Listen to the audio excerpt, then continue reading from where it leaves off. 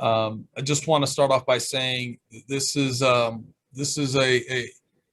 tough day, but also a special day. It's one of those that we look for the future of our program and understand what the horizon and what opportunities exist for us and what we see this program can and should be about. But we're also, it's also a tough day because to come to this decision was a challenging conversations between coach and I, and he's really done a lot to try to help this program and understood where he wanted to see it go. So really appreciative of Coach Weir, and want to wish he, Alma, and the whole family all the best as we go through this. One of the things that wanted to put out, because this is not a press conference, I want to be able to answer questions. You guys already know where we are and what's happening. He will be completing the season with the team as the coach. That is something that he and I had communicated about. He felt it was a good opportunity to have this conversations that we did to allow us to get to this point so that he can focus on after this just on the remainder of the year and just coach the team, knowing already what the situation is and where we are. So I'm again extremely appreciative of Paul and being able to get to this point together, understanding where we both see this program and where it needs to be. And we look forward to this process and finding a coach that's going to really give us the opportunity to take those steps forward that we all see here. So with that, I'll open it up. I'll be happy to answer questions and go for it, Jeff. So the buyout, obviously, contractually, it's supposed to be $350 for the next 2 years, $700,000. Can you tell us, A, what the buyout is, how you guys got to that number, and also the retention bonus, the addendum to his contract, in which UNM paid $50,000 a year in lieu of the original retention bonus? You guys were paying directly to NMSU. How does that go? The payment structure, the payment scale that NMSU released in 2018 says that he still owes $275,000 for his buyout at NMSU. How much is UNM still on the hook for there? So total buyout that you guys owe Paul. I got you. You guys still owe NMSU. I got you. So a lot of different pieces to that, but all great questions. So Jeff, to start off where, yes, you're correct. His buyout as contractually obligated on the contract would have been $350 for the remaining years on this contract, would have been $350 for a total $700. If those that are aware, so when he is after his first year here, we did an addendum to the contract that basically his retention bonus was basically paid directly to New Mexico State because that's what that was the intention. We've done so. So basically it's us just passing, instead of the money going to him, it goes straight to New Mexico State. That was really our responsibility in regards to that addendum. It's not us being responsible for his buyout. It's us basically redirecting revenue that he was receiving straight to them. Now, the decision ultimately, after many conversations, was we wanted to find a way for him to move forward, be able to do what he wanted, what he was hoping to do, is to be able to finish up this year, coach the team. And after many conversations, the decision that we've agreed upon, which is first year which would be actually paid by next fiscal year. So it'll be January of 2022 will be $245,000. And then the following calendar year or fiscal year, January of 23, it will be $245,000. That is what we are responsible for as part of this guarantee or this agreement, excuse me. Apologize there. The NMSU part for this year that that was already in, we are going to fulfill that. So the $50,000 that for this calendar year, we will be paid to New Mexico State directly as part of this agreement. And then we've also agreed to pass along an additional $50,000 for next calendar year. So with that being said, those two, the New Mexico State's number that I just mentioned are fiscally in our budget. It is something we have budgeted already and have those in place. So that's not any new money. The 245 and the 245 are what actually going to Coach Weir. The other aspect of it is, I know the question is going to be asked, where's this money coming from? So let's just address it right now. We have worked with and secured all the money necessary through private funds to be able to address this as we go through this process. So no state money, no new money will be used for the 245 as far as through our state or our budget. So that was an important task. I think you guys and many of you remember when I did it with football, same thing. Biggest way to get to where we were going to get to is I wanted to make sure that we're not putting any additional burden on this department in regards to our current budget situation and what it is. It's a challenge, but we also understand that for us to continue to grow our budget, this is one of these areas that we definitely need to continue to put in the right perspective. So I think that answered your question, Jeff, hopefully. It does, but I want to do one follow because you just mentioned the private funding. I'm curious how that went about. Did you approach people and ask them? Did people come to you? No, Jeff. I'm just going to leave it as we had some conversations with individuals that had presented, had offered the opportunity to help if necessary, if it ever got to this point, because they also. So again, it was for these individuals that helped get to this point have also felt it was in the benefit to help the program and help Coach Weir, and understood that what we were trying to do for the right reason. So how we got there is irrelevant. It's more so the opportunity that they're providing us to allow this opportunity to move forward. Isabel, you're up. Is UNM hiring a search firm? Great question, Isabel. So it's a little different. If you remember when we did the football one, I said that it was something I was strongly going to consider just because of the aspect and everything else of what we're doing. This is one of the areas in my past that I'm going to use to our benefit here. Having a basketball background, having been a former coach in Division I, I have a lot of resources that I can utilize and already have if necessary. The big thing that we're going to focus on, and honestly, I'm fortunate to have a lot of individuals in this department that have a basketball background as well. So from my standpoint, as I go through this process, like I said before, it's going to be a very tight process. It's not going to be many individuals involved. If I do have to go with a search firm or a consultant to assist with the process, it's more on the administrative side and the background checks of individuals, and because of the timing where we currently stand.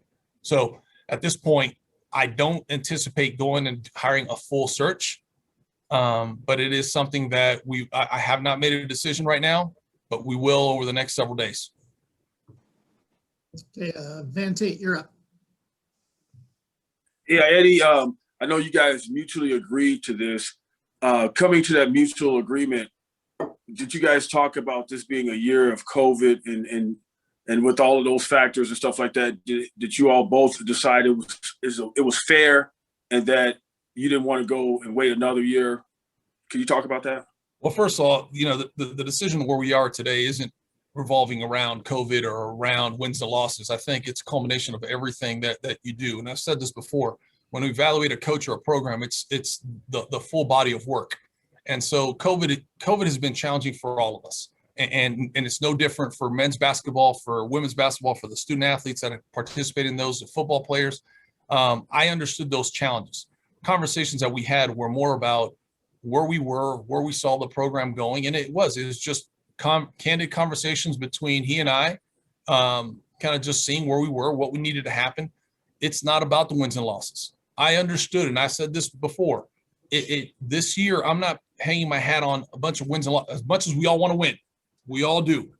But I also had to I'm not naive to sit here and say that the challenges that they went through were not challenging. So everybody's going through different challenges. They're no different. So as I approach this, one of the things for me was looking again, what's the body of work? Where are we trying to go? And honestly, how much has this challenge really laid upon him and others? And I think that when you start putting all that into perspective and you have real candid and honest conversations, we get, that allowed us to get to where we were today. And what about the timeline? Have you given yourself a timeline as far as when you would like to see a coach hired, just, based on recruiting and different things like that? Yeah, I'm again, we want to do this as fast as we can, but we're not going to do it fast just because. We're going to do it right. And that is one of the things that I am going to do. I'm going to take my time. I'm going to do my due diligence. I'm going to talk to people, but I'm not doing this just for fast. Of course, we'd all love this to be done tomorrow and have another, but we have a season right now. The focus is let's let those kids finish up this year. I know it wasn't ideal, but it was a decision to do it now because it allows Paul to just go ahead and finish up this year with those kids, let them have fun, let them finish up the year. This search will go on. What I ask for our fans, and I ask of all you as well, is be respectful for those young men that are out there. This wasn't something they have asked for. This is something that honestly, they want to go out there and compete and still represent the Lobos the way they have. So give them that respect, give coach that respect. I know he's going to, you guys are going to ask if he's going to speak at some point. He will. I think right now his whole thing is, look, I just want to focus on the kids and have fun and get this. So give him that respect. I ask, but honestly, for me, it's about doing this right and making sure that we get the right coach here. And look, I guess I'll say it right now, since many of you might ask this question. So if you are, and if you're one of the next ones and you're going to ask, I apologize. But what I'm looking for here, what we are looking for here, is going to be the same, first and foremost, the same thing I said for football. My first number one point, and that's in any coach and any administrator that I have here, it's character and integrity. If a coach doesn't have the character and integrity that I need here, I'm not interested. I don't care what your past, how many games you've won. If you don't have the character, you don't have the integrity that I believe is necessary for this university, because this position's bigger than me. It's bigger than this. It's somebody who's going to help hopefully build the where we all expect of Lobo basketball. So that's important. Second, player development. Can they develop players on and off the court and in life? Those are we're all going through major challenges right now with COVID. It's going to need somebody who can not just help them get better basketball wise, but basically help them prepare as individuals. I'm not saying that hasn't happened. What I'm saying, that is what I'm looking for. Third, it's going to be, and this is a little different now, because I've said this, it was one of mine for football. It was cultural fit. UNM is unique. And I've learned every day that I've here how unique UNM is. Danny has shown those things. I'm not going and hiring somebody just because they've been here. I'm not going to hire somebody because they played here. And I know there's going to be people, and I'm going to have an opportunity to sit down with many of them. The fact is, do they understand the expectations, how to communicate, the pressure that this job can be? So all those different factors are important. So cultural fit is going to be important to me. Community investment, that kind of goes hand in hand. Community investment. They're going to have to invest in this community as much as they're going to be a coach. If they surround themselves with great assistants and everything else, I do believe this could be a win-win situation. And then lastly, again, for me, this is a little small one, but it's very, very important. You can talk about what kind of offense they're going to run, defense, that's all good. That's all. And we'll get to that. But who are their mentors? Who are their advisors? Who are their people that they reach out to? Because it's important in life to know that we all need people that we can rely on, but it also helps. Honestly, it helps more and more the ability of them being able to have somebody to lean on. I mean, Danny's a great example, and I use Danny. He had not just that he had someone like Rocky Long. I mean, you look at the people that he was around, helped him navigate this crazy year. I mean, he told you, if it wasn't for Arizona State, that wouldn't be an opportunity. So I've gone a little further than I want to. I apologize, but I just wanted to give you guys and ladies a full insight of kind of what's going to be the criteria when I look into individuals. Mark Smith, you're up. You're muted too. You're also muted. Okay, Eddie just dismantled my entire question, which was the criteria. I told you. I apologize if I did, man. I just figured you guys were going to ask. Yeah, So I'm going to rephrase it since I got the floor here a little bit, but couple of other things with that. With the football search, you said that you would not answer comment or no comment with specific names. Will that be the same? Because like Coach K called me today, said he's ready to leave, but that doesn't matter at this point. No. Okay. I appreciate you asking that, Mark. The reality is I'm not going to comment on who's called me because my phone has been blowing up like probably you guys is it, and people reaching out to you saying, hey, look, if you don't hear from me out of my mouth that this is somebody who's a viable candidate, don't believe it.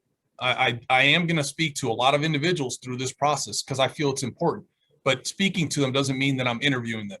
It's really trying to find out a little bit about the ins and outs. So if you hear whatever rumors you hear, again, people are throwing out their names because they want to help themselves personally. There's people that are going to be that I can assure you that I will not be interested, that will have their name out there just because. So unless you hear from me, know that it's probably not the truth to it. But yes, sir, go ahead. And then how do you, will you give us updates periodically? Or, if we just ask you a name at any time, is it going to be a no comment either way at this point? Or how would you say that depending on how the search goes, Mark, depending on how the search goes, I'd rather try to give you guys an update as the process goes, but if it goes as I hope it does and it goes smoothly and we can get through this process fairly quickly, I definitely rather get the process done than have an update. If for some reason, and it might happen this way, I've thought about it and I actually met with my staff or some others about this earlier. If we get to a point because of where we are in the season, we still have the conference tournament and others might be still competing, that this might take an extra couple days, this and that, then it deems that I have to come on and have a conversation, by all means, I'll be happy to do so. And finally, is there a total financial figure that you're working with? No, not at this point. I think we will start off where we are currently and assess it. One of the things that we're going to do is we've got financial challenges that we all know about. I'm not shying away from that. But we also have to figure out where the market value is, where we are, and where we plan to be. I want to get creative. I want to get creative when it comes to contracts. I want to get creative when it comes to opportunities. It might be something that's a little bit more backloaded, but it's still going to have expectations. So it's not going to be something that's just going to be fairly received. Those are things that we're going to go through. We're going to try to figure them out. But from my perspective, we're going to start off where we are today and try to see where we can end up with whomever the candidates are. All right, Lee Faria, you're up. Eddie, when did you say to yourself, positively, this has to change? Was there anything that you saw that just, pushed the button that said, I got to do something here? That again, great question. Concerns, we all have concerns about different things. And, when you look at our fan base, when you look at the arena, those are concerning factors. It has nothing to do with the student athletes we have here or anything else like that. I think as I've gone through the last several years looking at our program, I knew the challenges we had. And Paul and we sat down after the last couple of years and we've had candid conversations about where the program is, where we need it to go, what are the steps we're going to do to get there. And some have worked and some haven't. So as I've sat here, and looked at everything, it's about honestly looking at the whole body of the program where it is. Honestly, it was more so kind of where we were both together at the same time as far as talking about where the progress was going with the program, than actually we've lost. There's a mad exodus of our fan base. It wasn't any of that. It was more so, again, assessing everything and after the conversations, kind of understanding that a change was necessary. Eddie, as far as you gave us your criteria, but how important is it to you that this person already have head coaching experience? Great point. I can tell you right now, I am strongly leaning on individuals that have had head coaching experience or are currently head coaches. because for me, this is a challenging job. I'm not going to sit here today and say I'm not going to ever hire an assistant coach, and because there or somebody who's currently an assistant but maybe was a head coach back in several years ago, whatever. I'm going to look at everybody. I'm going to give them the best opportunity to see if they truly fit what we're looking for here. But where the program is currently, what my expectations would be is probably look at more so individuals that are sitting head coaches.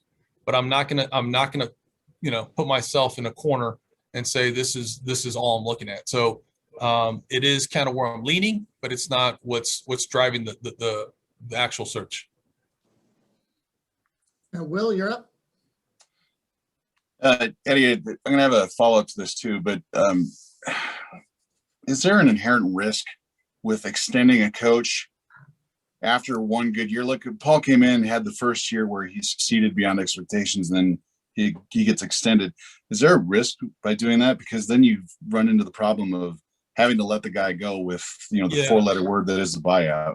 Well, we didn't extend him after his first year. The addendum that we did was honestly more so something he approached us about to just redirect some of the stuff that was already in his contract.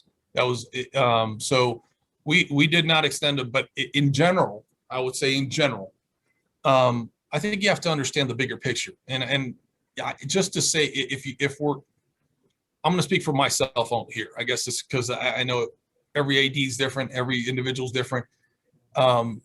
Based off wins and losses, that's not what I'm making a contract extension or a contract change or anything else. You can't just do that. So for me, if a coach has one good year, especially in their first year, that's not being honest with the program, with the department, with him or her, if it's any other sport. I mean, so from my perspective, to make those decisions, it's going to be a lot more than that, and need to understand where the program's going, how that's being developed, what are the other intangibles. I'm never going to sit here and say that I would not extend somebody after the first year, but it's not going to be solely on wins and losses. And then getting back to the buyout, $500,000 is no small amount. So I'm curious if you could just carry us through. Well, 490. It's no small amount. It's not like you can just pick up the phone or text somebody and say, "Hey, can you give me $500,000 or 490,000?" So I'm just curious how that time frame worked. Was it through a group of boosters that they approached you? Was it a discussion you had at a meeting? What happened there? Yeah, well, I think we're getting into the weeds here. It's not things. One of the things I pride myself on is having relationships with our supporters, our donors, and you know what? That's really me communicating with donors happens almost on a daily basis, and it's not because I'm asking them for money or asking them. We just finished our give day last week. I mean, I called dozens upon dozens of our donors prior to it to help us support our student athletes. So the relationships that I have, I feel like we built, and they're good ones. They understand what we're trying to do here. It's not about a coach. It's not about a buyout. It's about what's in the best interest for the program. And I think many of those who have come to the table for other things, not just this, they understand what they're doing and why they're doing it for. They're doing it not just to help the program continue to be either great or can help the program get to where it needs to be. So those conversations, I mean, again, I have conversations with donors almost every day. If not, heck, I called, I think all 400 of the ones who donated, or I'm almost there, the ones who donated on Lobo Day, because I want to thank them. So it's basically having a relationship. So it wasn't hey, I'm bringing in 5, 10 people, 15 people to a room and say, okay, you got to give me now. That's not how it works. All right. Gibson Vieta. Eddie, two things. One, just the sensitivity obviously was a sensitive conversation. And I know typically you like to evaluate these at the end of the season. Just how you got here now, it's being termed as a mutual agreement. And as much as you feel comfortable in regards to the conversation with Paul, how that went and how you got here now. And I do have one other question after that. Sure. So first of all, Paul still really felt that he can try to do things here and make it where we needed to. So he just didn't come in here and say, I'm done. That's not how it got to where we are today. I mean, he really felt that there were things that he can do to put this program where we all expect it to be next year. But the more we communicated, the more we had those conversations and being honest with each other and just saying, hey, look, this is where it is. This is where the program is. What are the positives? What are the negatives? Everything else. I think that, again, that led us to where we were. So it wasn't, first of all, Paul's got a lot of pride and a lot of hope and desire and vision as far as where he thought he can put this program. But when you sit down and you start evaluating everything he's saying, where are we and can we get there? Ultimately, that's how we got to the decision. So it wasn't that he came and said, I quit. That's by all means. Paul has been adamant that he wanted to try to stay here through the duration and hopefully get this thing where he saw it can be from day one. So like I said, I appreciate him. I think he understood my concerns, candidly, just where we were and where we needed to go. Secondly, and you alluded to this briefly, I know your phone's been ringing. I believe this, and I believe the majority of my esteemed colleagues on this call believe this, that this is a very desirable job. Absolutely. But there's this hum amongst Lobo fans, this where are we now? For you, maybe just to assure Lobo fans, I believe that there's a lot of very, very big names and big, highly qualified coaches. I believe, and I think you believe, but I'm asking you, is this still a very, very much desired position in college basketball? You heard me again. I go back to the football one just because of the timing, and it just wasn't that long ago. I mean, it seems much longer with COVID, but just with football, we had such an enormous amount of interest, and I try to express that in the press conferences prior and after of. People look at football and said, well, they only won X number of games prior to and this and that, and you got all these financial challenges. This is a very attractive job. This is a flagship institution of a Mountain West school who has shown it can win championships at every level. And so the fact is, in football, there was an unbelievable amount of interest by some very high-profile coaches. And I can just assure you now that basketball's there or even more, because of the history and the tradition. And so what our fan base needs to kind of remind themselves is UNM has had success. And just because of this recent or the financial challenges or whatever they want to say are concerns of why we can't be a great program again, or we shouldn't be as sexy or as interesting,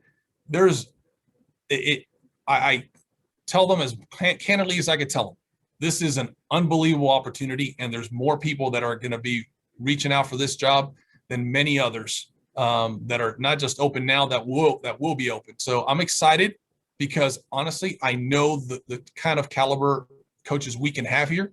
Now the question is, do they fit what we're looking for? Grammer. Hey, Eddie, one's a quick kind of follow-up to the buyout, and that's the mitigation part. You may have already said it, but if he does coach again, does that mitigate in any way? And is this paid over 2 years? We decided because of the agreement and the reduction of the dollars and everything else that we were not going to mitigate this. I do not know what Paul's immediate or future kind of aspirations are. We did not have that conversation as far then. I think at some point he'll have that conversation with everyone and kind of let them know where he's going.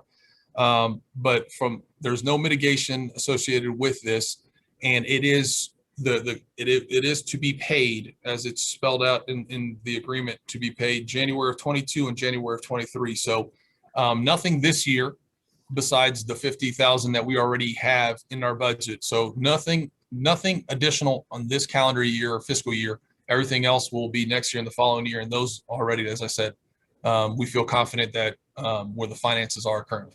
And 5 of his 6 staff members, or 4 or 5, maybe it is, are up at the end of this year.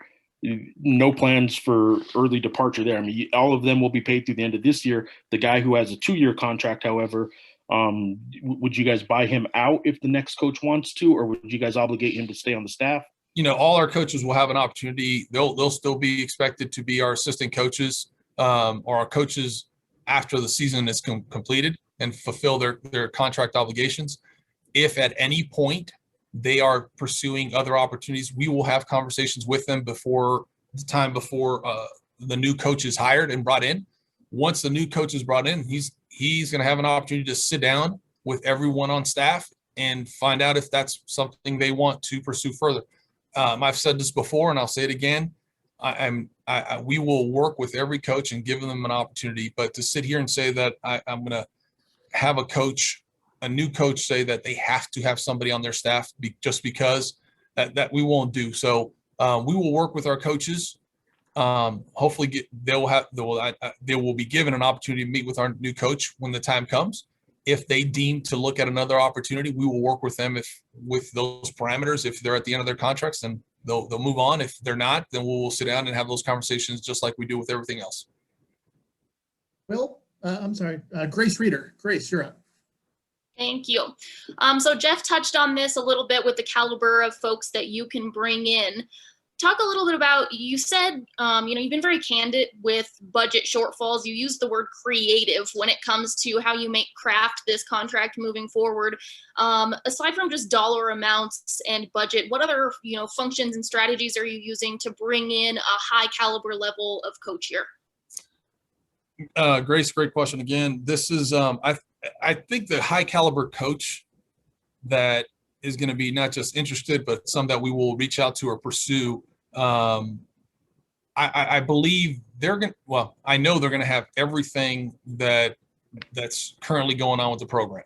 So financially, everything else, I'm not sugarcoating anything. I'm not hiding from it. I'm telling them what it is from day one, so they understand where we are and where we can go, though.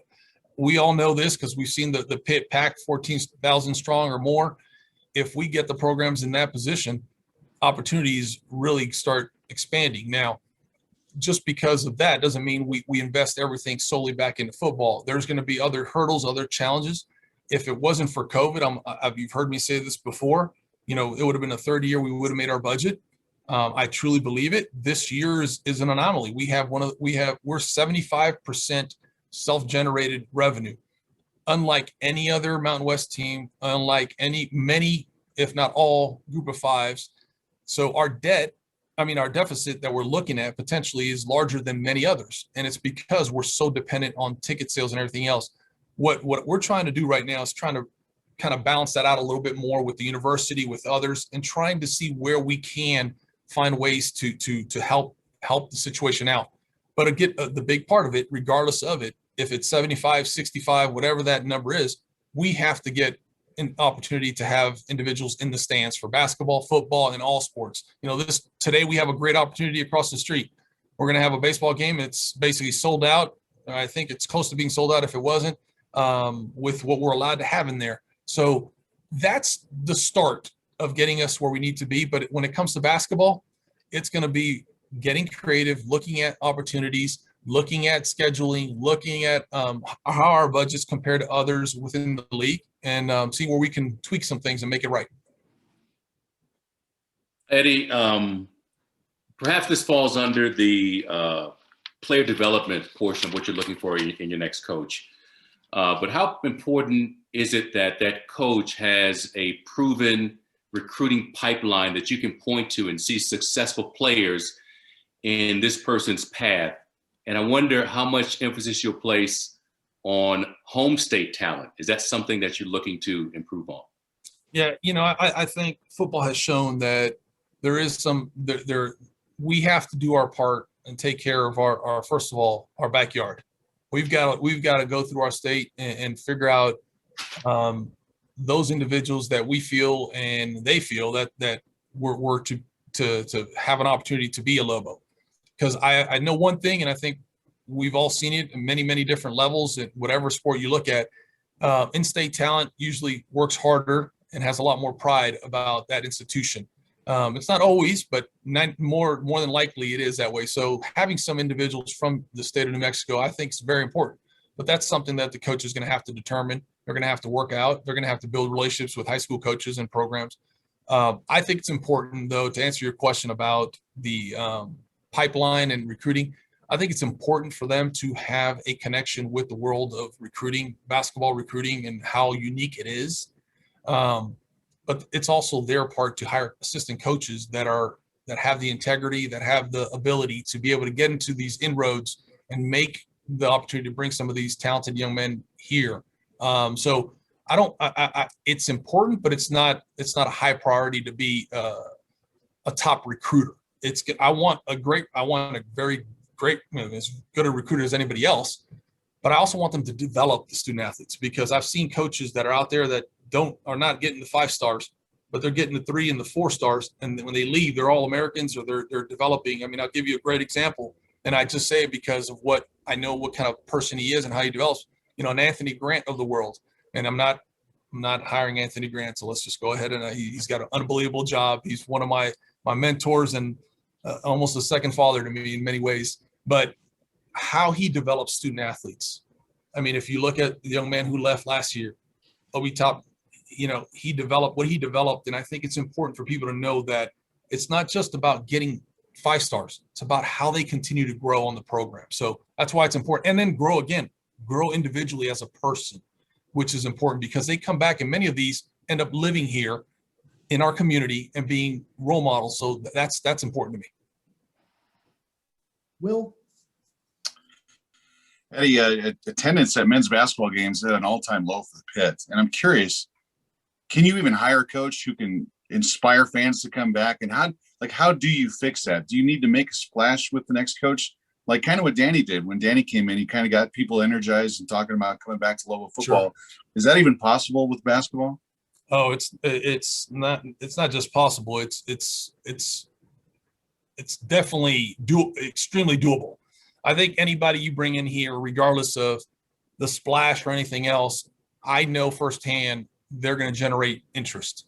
And so the question upon them will be, how do they embrace the community? How does the community embrace them? How do they start? What do they do on the court? We're not going to get enough. I mean, could I win the press conference by bringing a coach with a big name? Sure.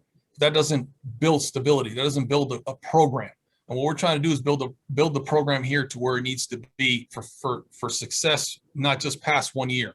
So I'm looking for, again, it goes back to, it's not about the splash. I think whomever we bring in, hey, Danny wasn't the most touted individual when we hired him. There were more individuals out there that had better credentials because they had been head coaches or this or that. It's about the right person that understands what we're trying to do and how we need to do it. And that's important to me. So I think the coach that comes in here, we will do his part, but the other thing is we will too. As a department, that's our responsibility. We got to get out there. We got to get individuals interested in doing what we got to do. But again, we've got COVID. We still got to kind of go through right now and make it happen. Now let's go Mark, and then Jeff will have the last question. Grammar. Mark, then Grammar. He's got to figure out how to unmute himself. Keep muting me there. Eddie, how much of the process is going to include guys talking to you about your commitments here? You look at what you came into. You've had to replace a football coach and a basketball coach here in a short period of time. It's kind of the nature of the business right now that coaches come in, they have a different athletic director in a few years. How much of that is part of the conversation, and how concerned are you with guys looking to find out your commitment to how long you're going to be here, and do you have answers for that? Again, great question, and I appreciate you asking that question, because this is one of those questions that's asked, and it's asked quite a bit. People say, well, he's never going to be here. He's not going to be here. Danny and I had a very candid conversation when we went through that process. He asked me, look, man, I know you're going to be up. What I'm trying to find here is a coach that's going to be here for the program, not for me. It's bigger than Eddie Nunez. It's bigger than everybody else in this department. I need somebody who's going to embrace the culture, embrace the coaches, the other coaches on the staff, the community. And so for me, I tell them firsthand is, look, I don't know how long I'm going to be here. Heck, they could fire me tomorrow. And I mean, it's out of my control if I'm going to be here or not. I know that there's going to be interest, and has there been interest? Yeah, candidly, there has. And I'm very honest with my coaches and my staff at any point. If anything happens and I get to a point like that, then I'm going to be honest with them and let them know where this situation stands and where it is with me. But any coach coming in, I am going to tell them the same thing. I am planning on being here as long as the university wants me to be here. And as long as we're having an opportunity to continue to be great, continue to compete for championships, academically do what we're doing. If we're doing all those things, then this is an unbelievable place to be. So I'm committed to UNM. I'm committed to being in Albuquerque, New Mexico. But I'm also going to not sit here and say that I'll never look at something, or, I mean, because again, as quick as I could look at something, somebody also could fire me tomorrow. So it's about finding the right person for UNM, point blank. I'm not here for me. I'm not trying to get something to add to my resume. Again, it's about who can bring this program to compete for championships, not just win. We've all said this before. I want someone who win with class and integrity and everything else, but I want to win championships. We're not bringing you here just to win games. We need to win some championships. So that's important to me. Jeff, hang on 1 second. Let me let Van go, and then Jeff, you'll have the final question because we got to start wrapping this up. Am I supposed to be scared about what Jeff's going to ask last or something here? I gave him the first question. We give him the last question. All right, go ahead, Van. Sorry. You're on mute, Van. You're muted, Van. Van, you're on mute, man. I can't unmute you, so I wish I could help. There you go. Okay. Hey, Eddie. So when you talked about somebody fitting the culture here, like how unique New Mexico is, does that, as somebody who has background here and stuff like that, does that make them a strong candidate? Or, I mean, would they have like a little more favor because they've actually been around here? No, it doesn't. And I'm not trying to say it in a negative way. It's part of the process. I take that into consideration just like I do with all these. I know how important it is, but it doesn't mean it's going to have more weight than something else. When we went through the process with Danny, and I'm referring to him because, again, how close this was. He wasn't the top candidate when he walked in. I knew I had a lot of interest about him, but the fact was I didn't hire him just because he was from here. It's because of what he did when we sat across from each other, and he sold me on his vision and what he was trying to do and how he was going to do it. So from my standpoint, it's important to know that they have an understanding. But if they don't, hey, I wasn't from here, but I understand how important this is. I've been to a Matanza, I've been to some of these other places, other things that you have to embrace the community, and they have to know that you're authentic about it, not just fake. And I think that's important to know, is when you sit down with somebody, you can see where they've been and how they've done things and how they treat people and all that stuff. That's going to be part of this process, is learning how somebody can really understand what New Mexico's about and look at the future and say, this is not just a one year situation. I don't want a coach that's going to come in here and just be here for a year. I mean, I want somebody who's going to see the future and see how great this can be. All right, Jeffrey Grammer, unmute yourself and bring it home.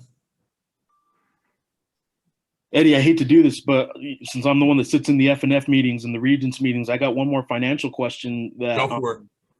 I know you don't want to get into the who and all that on the private donors, but where is this going to show up in the budget? Does it come out of Lobo Club fundraising money?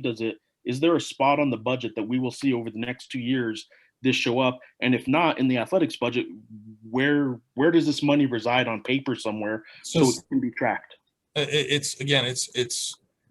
It will be tracked, because as you'll see in the future, when those payments are set to be made, they will not affect our current budget. So you're not going to see it being pulled, or anything else is going to be reduced for it.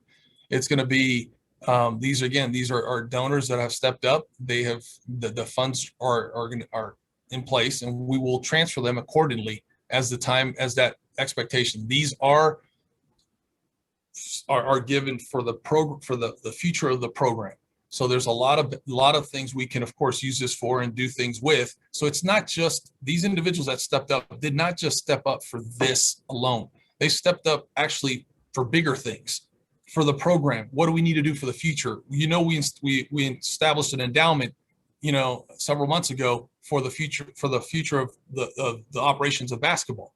So there's more things like that are being done. I'm not saying that one. There's things that are being done that people are reinvesting in their programs. Football is a great example. They're reinvesting into football, women's basketball. So these funds that are being brought in are going to be put in, as we've told the donors, for what the purpose is. None of this is going to be used for anything else than what those donors understood that we will use it for. To wrap it up, then I'll promise this is just a follow up to that. Obviously, well, the endowment is part of that. Would the endowment be used for it? No, sir. No, it will not. Let me answer that quickly. It will not. I just use that as an example of the investment of our fan base, but no. And then the next part is, and this precedes you, I get it, but the history of buyouts here is that athletics hasn't actually paid the buyouts of their past coaches. Now, that may be different with Bob Davie. I realize that that's most recent. But in basketball, Craig Neal's $1 million buyout was transferred over to the main campus, and it was never announced by anyone in athletics. It was never announced. We found it at the Journal a year after the fact and reported that somebody on main campus paid for it. So the tracking of these buyouts in an athletic department that has the history over the past decade that it has is something that I think the community should be able to follow. And that's why wherever the payments are coming from and where they reside on paper somewhere, if that can be tracked, I think that's a fair question to keep following up on. I agree. I think you guys all know me by now. I'm gonna be a straight shooter with you guys. I'm gonna tell you where it is. I've said it since day one. We're gonna be accountable for everything we do. So one of the things that I said as we've gone through both Coach Davies and this one was that we're gonna do this, and we're not gonna put a burden on this university or our current budget or anything else that's gonna not allow us to grow and do things we need to do. So similar to that, it will be shown as payments to, just like in our budget. It's a responsibility for the university because that's where his contract resides, but the money will be transferred over accordingly. So and so you're not gonna see re-signing or just passing it on to the university. That is one of the things that I told President Stokes we would not do from the beginning when we had started this conversation. And if we were here today and it was a different conversation that or at the end of the year that we were parting ways with Coach for a different reason, the same factor would be, and I cannot right now, because of the financial challenges we're in, I cannot ask the university to go above and beyond and do something that right now I can't see being done. Was that part of the sign-off process? I mean, whether it be the regents or President Stokes, knowing that you were not going to be asking main campus for any of this money? It never was a conversation because I didn't let it be a conversation. I wanted to make sure from the beginning they understood this was how I wanted to make it happen. I can't. Again, we're fighting for everything we're fighting for, and we've got to be honest and we've got to be realistic with everything. So for me to be able to do this, I need to know that we can do it the right way. And that, to me, this is the right way. I know there's times that we're going to have some aid from the university for other things. And you know what, when that time comes, then we'll cross that bridge. But these are these are things that I want to make sure we can do together here.